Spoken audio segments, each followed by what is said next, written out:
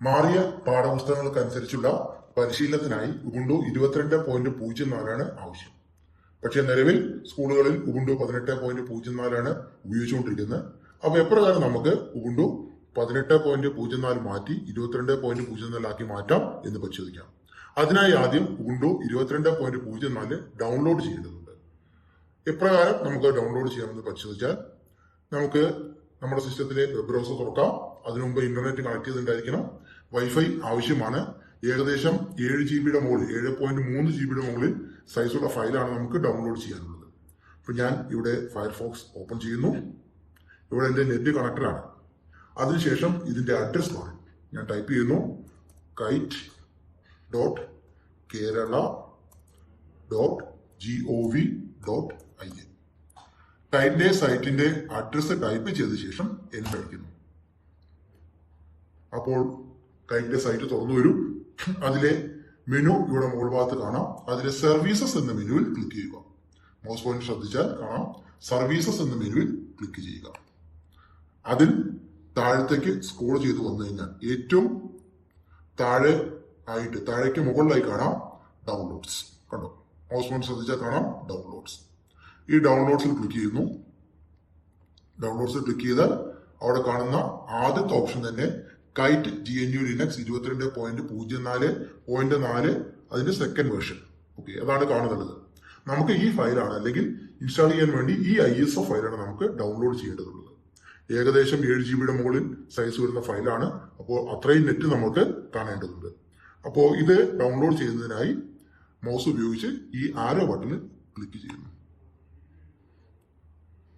അപ്പോൾ ഡൗൺലോഡിന്റെ option start ചെയ്യും. പ്രത്യേകിച്ച് നമ്മൾ ലൊക്കേഷൻ പറഞ്ഞു കൊടുത്തിട്ടില്ലെങ്കിൽ നമ്മുടെ സിസ്റ്റത്തിന്റെ ഡൗൺലോഡ്സിലേക്ക് ആണ് ഇത് ഡൗൺലോഡായി വരിക. ഓക്കെ, അതായത് പ്ലേസസിൽ ഡൗൺലോഡ്സ് എന്ന ഫോൾഡറിലേക്കാണ് ഇത് ഡൗൺലോഡായി വരികയാണ്. ഓക്കെ, ഏകദേശം 7 GB ഡൗൺലോഡ് ചെയ്യുന്നത് നിങ്ങൾക്ക് ഇവിടെ സ്റ്റാറ്റസ് ബാർ നോക്കിയാൽ കാണാം. ഏകദേശം സമയം ഒരുപാട് നെറ്റ് വളരെ സ്പീഡായി കുറഞ്ഞതുകൊണ്ട് ഒരുപാട് സമയം കാണിക്കുന്നുണ്ട്. അതുകൊണ്ട് നല്ല സ്പീഡുള്ള നെറ്റ് കണക്ഷൻ ഇത് ഡൗൺലോഡ് ചെയ്യുന്നതിന് ആവശ്യമാണ്. ഓക്കെ, ഇത് ഡൗൺലോഡ് ആയി കഴിഞ്ഞാൽ നമുക്ക് അടുത്ത സ്റ്റെപ്പിലേക്ക് മുന്നേറാം. ഞാനിപ്പോൾ സിസ്റ്റത്തിലെ വീഡിയോസ് എന്ന ഫോൾഡറിലേക്കാണ് ഡൗൺലോഡ് കൊടുത്തിട്ടുള്ളത്. ഇത് ഡൗൺലോഡ് ആവുന്നതിന് നമുക്ക് വെയിറ്റ് ചെയ്യാം. ഡൗൺലോഡ് ആയി കഴിഞ്ഞാൽ നമുക്ക് എന്ത് ചെയ്യാം?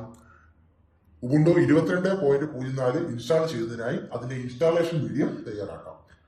ഇൻസ്റ്റാളേഷൻ വീഡിയോ തയ്യാറാക്കുന്നതിനായി മിനിമം 8 GB എങ്കിലും സൈസുള്ള, അതായത് ഫ്രീ ആയി 8 GB സൈസുള്ള ഒരു പെൻഡ്രൈവ് ഉണ്ടായിരിക്കണം. അതിൽ മറ്റു ഡാറ്റകളൊന്നും ഉണ്ടായിരിക്കാൻ പാടില്ല. നമ്മൾ ഇത് ഇൻസ്റ്റാളേഷൻ വീഡിയോ തയ്യാറാക്കുമ്പോൾ അത് ആദ്യം ഫോർമാറ്റ് ചെയ്യപ്പെടുകയാണ് ചെയ്യുക.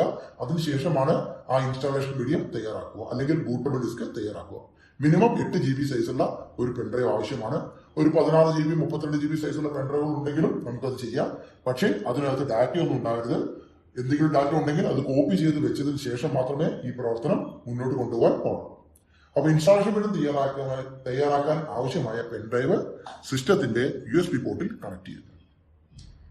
അതിനുശേഷം ഇവിടെ ചോദിക്കും, എന്താണ് ഈ പെൻഡ്രൈവ് കൊണ്ട് ചെയ്യേണ്ടതെന്നൊരു ചോദ്യം ചിലപ്പോൾ വരാം. ഇത് ക്യാൻസൽ ചെയ്താൽ മതി, ചോദിച്ചെങ്കിൽ മാത്രം. ഇല്ലെങ്കിൽ പ്രത്യേകിച്ച് ഒന്നും ചെയ്യേണ്ടതില്ല. അതിനുശേഷം ആപ്ലിക്കേഷൻസിൽ സിസ്റ്റം ടൂൾസ്, അതിൽ അഡ്മിനിസ്ട്രേഷൻ ഓപ്ഷനിൽ എത്തുന്നു. അതിൽ സ്റ്റാർട്ടപ്പ് ഡിസ്ക് ക്രിയേറ്റർ.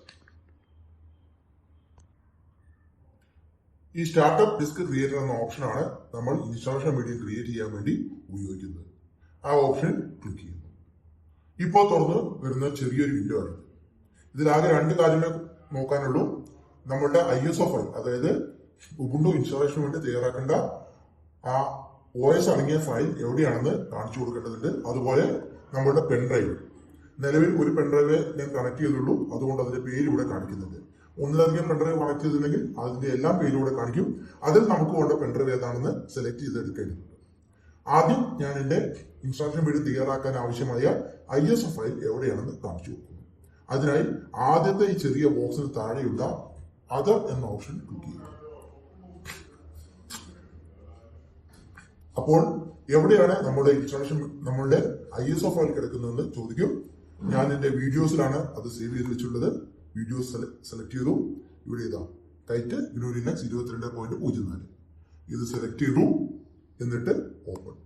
നിങ്ങൾ എവിടെയാണോ ഇതുപോലെ നിങ്ങളുടെ ISO ഫയൽ സേവ് ചെയ്ത് വെച്ചിട്ടുള്ളത്, അതായത് കൈറ്റിന്റെ സൈറ്റിൽ ഡൗൺലോഡ് ചെയ്ത ഫയൽ, അതാണ് ISO ഫയല്.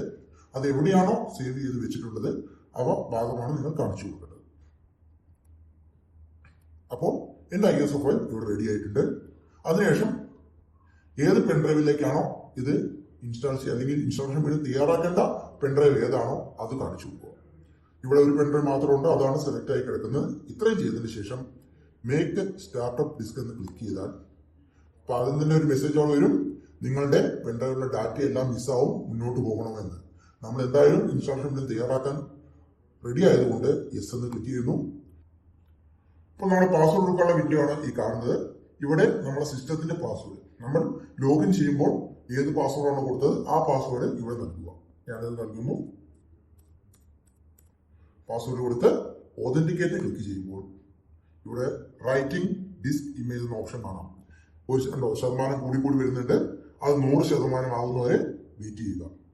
ഏകദേശം ഒരു 5 മിനിറ്റോളം നമ്മുടെ സിസ്റ്റത്തിന്റെ സ്പീഡ് അനുസരിച്ച് 5 മുതൽ 10 മിനിറ്റ് വരെ ഈ പ്രവർത്തനത്തിന് എടുത്തേക്കാം.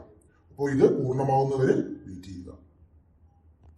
ഇപ്രകാരം ഇതിന്റെ ഇൻസ്റ്റാളേഷൻ, അതായത് ബൂട്ടബിൾ മീഡിയ ക്രിയേറ്റ് ചെയ്യുന്ന പ്രോസസ്സ് പൂർത്തിയായാൽ ഇത്തരം ഒരു മെസ്സേജ് ആണ് വരിക. Installation is complete. You may now run Ubuntu on other computers by booting them with this device insert. അതായത് നമ്മളിപ്പോ ബൂട്ടബിൾ മീഡിയ ആക്കിയ ഈ പെൻഡ്രൈവ് ഉപയോഗിച്ച് നമുക്ക് ഇനി മറ്റ് സിസ്റ്റങ്ങളിൽ ഉബുണ്ടു ഇൻസ്റ്റാൾ ചെയ്യാൻ കഴിയും എന്നൊരു മെസ്സേജാണ് വന്നത്. ജസ്റ്റ് ഇതിൽ കാണുന്ന ട്വിറ്റർ ക്ലിക്ക് ചെയ്യുന്നു. അതിനുശേഷം നമുക്ക് എന്ത് ചെയ്യാം, ഈ പെൻഡ്രൈവ് ഊരിയെടുത്ത് മറ്റ് സിസ്റ്റങ്ങളിൽ കണക്ട് ചെയ്ത് അതിൽ നമുക്ക് ഉബുണ്ടു ഇൻസ്റ്റാൾ ചെയ്യാം. ഉബുണ്ടു ഇൻസ്റ്റാൾ ചെയ്യുന്നത് എങ്ങനെയെന്ന് അടുത്ത വീഡിയോയിൽ